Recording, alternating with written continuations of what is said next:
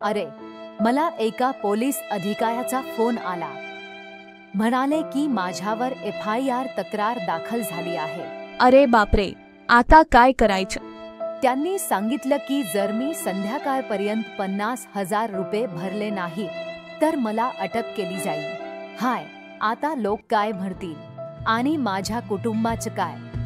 रश्मी ताई, माझ्याकडे इतके पैसे नाहीत. आता मी काय करू?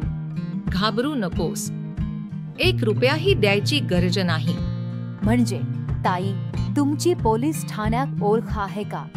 अगं नाही, पण घाबरण्याचीही गरज नाही.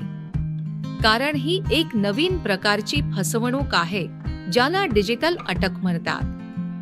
यात फसवणूक करणारे स्वतःला पोलीस किंवा सरकारी अधिकारी म्हणून सांगतात आणि तुला फोनवर धमकावतात जेणेकरून तुझ्याकडून पैसे उकळता येतील.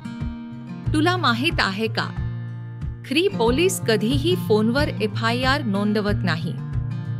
अरे वा, म्हणजे हे फक्त घाबरवण्याचा प्रकार आहे. आता समजलं. मग अशा वेळी काय करायला हवं ताई?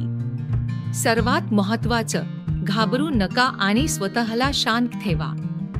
अनोळखी नंबरवरून आलेल्या फोनवर विश्वास ठेवू नका.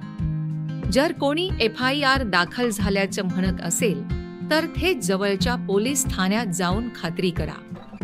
आणि हो, भीतीपोटी कधीही कोणालाही पैसे पाठवू नका. समजलं ताई? अगदी बरोबर. आणि त्याशिवाय हेल्पलाईन नंबर 1930 वर कॉल करा.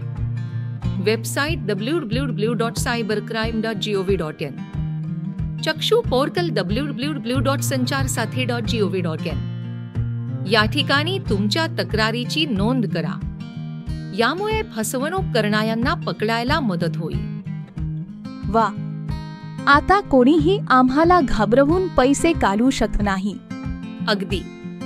चला, आता शांतपणे मेळ्याचा आनंद घेऊया.